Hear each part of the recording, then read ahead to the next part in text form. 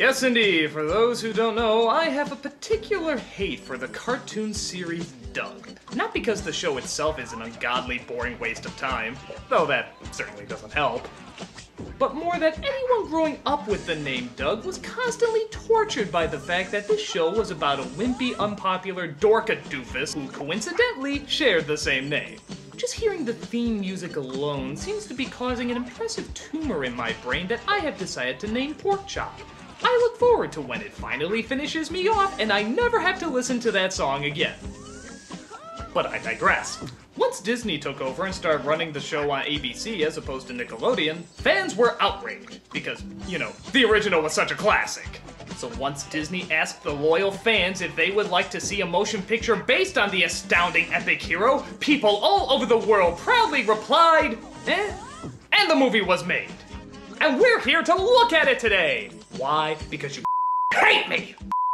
People. By popular demand, let's take a look at Doug's first movie.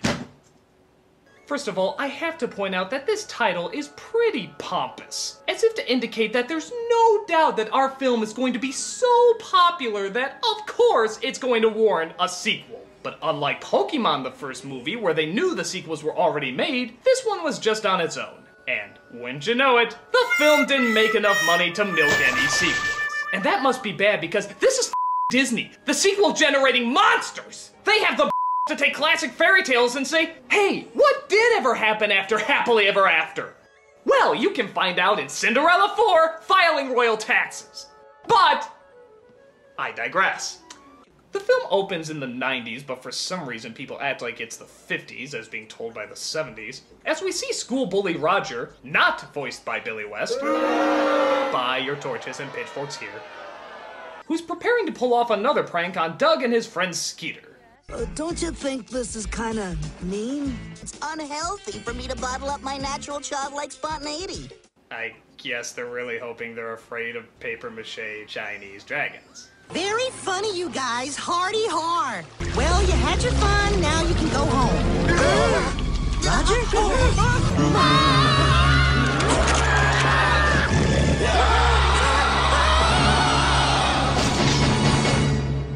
Okay, there's no gore, but there is something just as equally terrifying: the opening credits. Roll it, Pork Chop. Here comes the opening theme.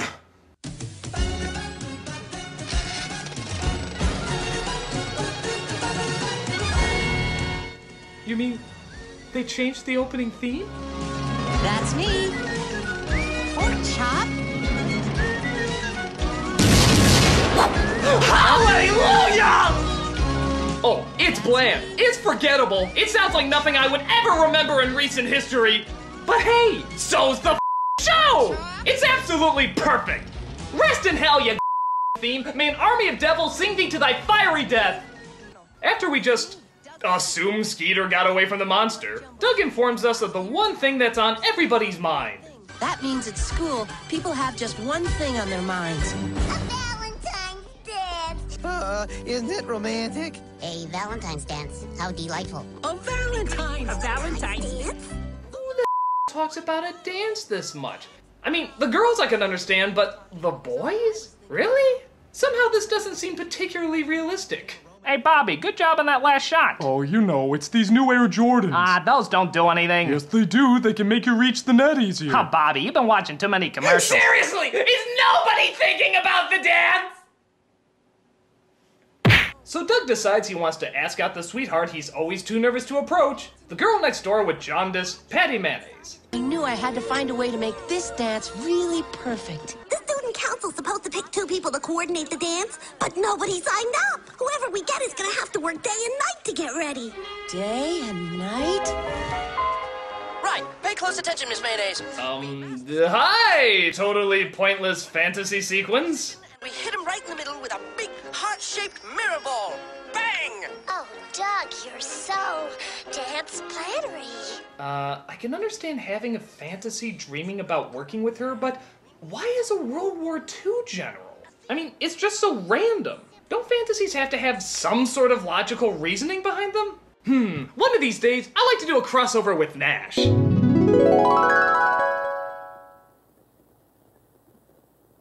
You are weird. Not much competition. So both Doug and Patty sign on for the dance committee, but only Patty gets chosen. The other position goes to a guy named Guy. Guy Graham, upperclassman, heads up, dinky dance, bang! Wow! It turns out Guy joined the committee to get fresh with Patty too. Well, Doug, you understand, Guy has real accomplishments, and he's friends with my daddy. Fine, young man. But for the moment, even bigger news seems to have fallen into their lap. The monster! I told you there was a monster! So after they dissolve to 1 second later, Doug gets excited about the possibilities a picture of a foot can bring. Skeeter, we're gonna be famous! This is the biggest thing ever! Woohoo! When the biggest thing ever happens, The biggest thing ever! Doug imagines himself a superhero. What is the script narrating now? What's going on? That night, Quailman rendezvous with a certain young woman. Oh, Quail Man. What is the point of these fantasies? Yes, he plays the character on the show, but what does that have to do with what's going on right now? Looks like an uninvited guest is trying to crash the party, Quail Dog! It's like if Scrubs and Family Guy took all their pointless cutaway jokes and turned into some sort of horrible hybrid of wasted time. Quailman and his super pal, Quail Dog. And not only that, this fantasy goes on for a while. Almost as if we went into a totally different movie. If only I was so lucky. Who are you? I am the Lord of the Polka! Care to dance? Must dance. I'm not kidding. This fantasy goes on for like 4 minutes, which in Disney animated years is like 20. Quail Dog turns the high-powered disco lights into the eyes of the monster, momentarily disorienting the reptilian rowdy. I don't even get it. Does Doug just black out for a while his friends just look at him awkwardly? So, Doug, what do you think about the picture? Doug, I miss you when you do this. Why do you go where I can't follow? Meanwhile, Roger and his henchmen, because all school bullies have henchmen in cartoons, put together a plan to find the monster they discovered the other night. There is only one thing that can save us from certain destruction. I present to you... Robo Crusher. Doofus. Note the pincer claws and x-ray eyes. I've drawn myself down here for scale. Money is no object. Okay, so all reality connecting to what children do in high school has totally been removed. But I guess that's what I'd expect in a world where everybody looks like a Dr. Seuss mutant. But little do they know that the monster from the other night followed them home. So they take the paranormal activity approach in that they never call the cops and try to fight off the scariness themselves.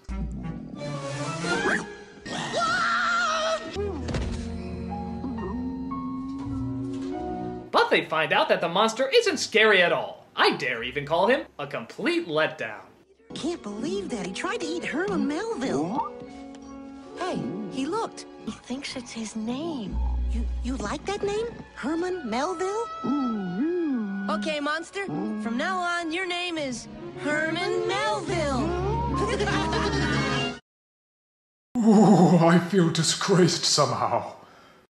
So they go to their friend Mr. Dink to tell him all about the monster. And to be fair, he does manage to deliver the only funny scene in the movie. Virtual reality! It's like we're standing right in your living room. Exactly!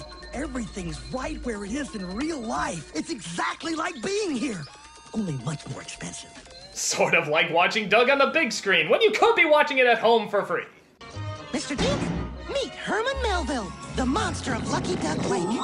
So they let the mayor know about their discovery, and I guess because she's in politics, her first reaction is to cover it up. You mean to tell me that he came out of that polluted lake? Bud, hang up. Dear? Now, if we call the newspaper owned by Bluffco and tell them we've got a story that Bill Bluff is a polluter, someone will kill the story. And let's just say it won't be good for Herman either. Being the mayor, it's not like I have any possible power to fix this problem at all, so I guess we're stuck. Get a clue! Get a clue, you moron! Get a clue! But she does decide to hold a press conference the next day to show the monster on her terms. So Doug tells Patty about what's going on, right in front of Guy, who's good friends with Mr. Bluff. We have have proof Mr. Bluff's polluting the lake. I wouldn't go around saying stuff you can't prove. Well, I've got proof. How much of a dumb are you? In fact, if you look up dumb in the dictionary, you'll find a picture of... Well, should be you in there! You'll see tomorrow. It's going to be big, big, big, big news. But when the day of the big news conference arrives, Doug thinks there's something suspicious about all the reporters. Gee, what could have given him that idea? Maybe because they're all dressed like Robert Stack. Thank you, Mayor Tippy.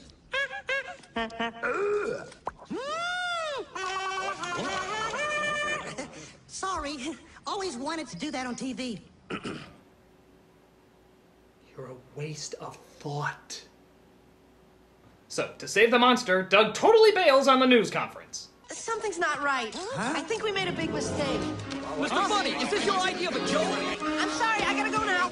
I knew it. Sea monsters, right. I can't believe it. I had no idea Doug would lie like that. I say we judge strictly by how it looks and in no way question motivation or character.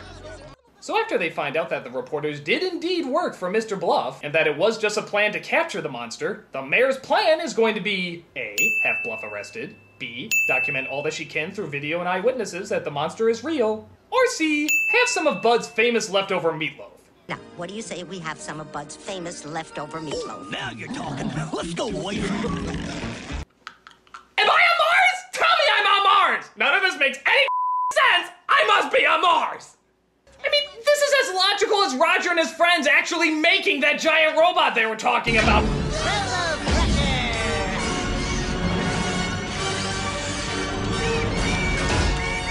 Oh, what? You never did this in high school? I did it all the time! Right after I made the honor roll in Muggle Studies.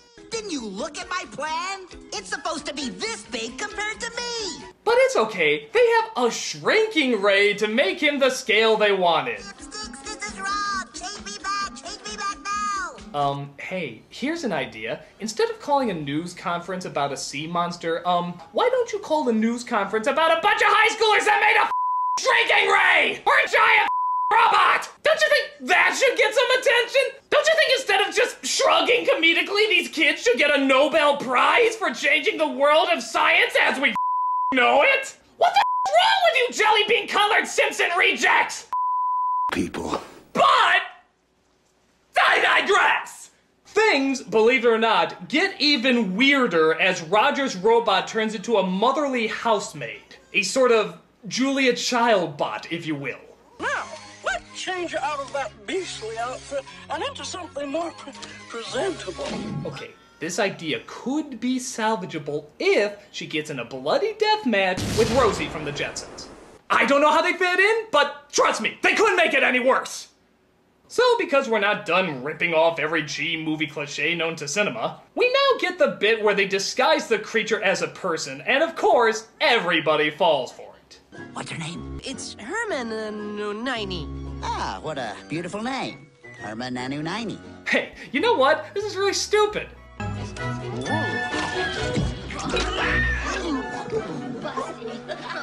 Doug with that cute girl. Wait a minute. What? Look at Doug with that cute girl. Okay, alright. I can believe the boy's getting excited for the dance. I can believe the mayor not using her powers at all to prove an earth-shattering discovery. I can believe high schoolers can build a giant robot and a shrinking ray and have none of that get any media attention. But if you expect me to believe that any high school girl, mind you, will look at this deformed demon, think he's a female student, and actually verbally acknowledge that she's cute, you are fired from breathing. Please, pack up your desk and kindly leave live! But I digress! Doug, I'm not gonna stand here and be lied to. I'm not blind, you know. I know who you're really spending your time with. That Hermione girl you've been hanging around with all day. I already made a Hogwarts joke, so I'll just let this one go. Come on, Patty, she's not even a girl. I know you think I must be dumb because I believed all that monster stuff before, but I hope you don't think I'm that gullible, Doug. Well, you think that? Really, Doug, you're trying to date this girl? So later that night, Bluff captures the creature and they take him away. Trying to think of something to do, Doug comes across the story that Guy is writing for the school paper. On the screen, next week's Weekly BB. Monster destroyed. Bill Bluff a hero. We're too late. Herman's dead. Wait, you just said it was next week. Obviously he wrote it ahead of time before it happened. They killed Herman. This stinks. Yeah, but it's next week's paper. The horrible monster was blasted into smithereens, thus saving the dance organized by cool upperclassman Guy Graham. It's next week's paper! Night of fun turns into night of terror. Didn't you see Tomorrow Never Dies? It's a James Bond scheme! Wake the up! Wait, the dance isn't until tonight. Of course. Guy wanted to make sure this was in next week's paper. You mean when I said it was next week's paper, it was actually next week's paper? Oh, Guy must have known I'd be stupid enough to do whatever it is my brain just did there. So, the night of the dance comes, and nobody seems to question why security has been up to Nazi-level extremes. We're so glad to see so many of you lovely people here tonight. We would especially like to welcome all the representatives of Illinois' law enforcement community who have chosen to join us here in the Palace Hotel Ballroom at this time. We certainly hope you all enjoy the show. They manage to find the monster and dress up the fembot to go in posing as him. Fire! Whoa, pretty harsh on the robot there, aren't you guys? Roger! Somebody take this! Take him! No! I can't believe how needlessly cruel they're being to this thing.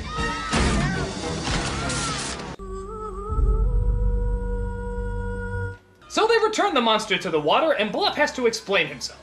Mayor Dink! Bill, I think you should discuss your pollution problems with me. Oh, yes, of course. Certainly. Certainly. And just like most elected officials, they come into the problem too late, do absolutely nothing to solve it, and yet somehow they take all the credit when it finally works out. You elected them, folks! Patty?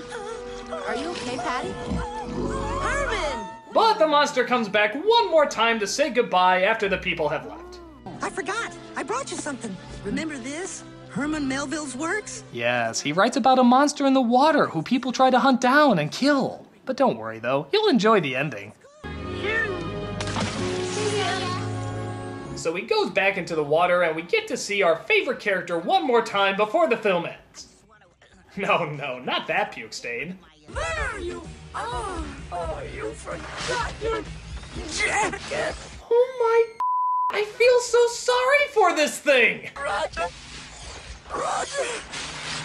How is it in a cast of characters this big and literally this colorful, the only one I feel any amount of emotion for is the lifeless robot? It's actually kind of hard to watch. Roger! Go give him his coat, robot. You have America on your side! Patty and I danced on the dock under the moon for quite some time. I wouldn't have minded if it had gone on forever.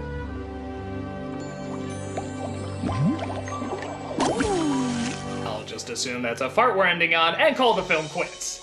So that was Doug's first movie. Aren't you so glad they brought that to the big screen? I mean, what was even the purpose? Nothing about it screamed cinema, so why did they even make it? As you probably guess, it suffers from the same problem that the show suffers from. It's bland and boring! I hate this movie, I hate this show, I hate everything having to do with it! And thank God this is the last thing I ever have to review having to deal with it! Because I swear, if I hear that song one more time, I don't know what's gonna happen! I'm the Nostalgia Craig, I remember it! People.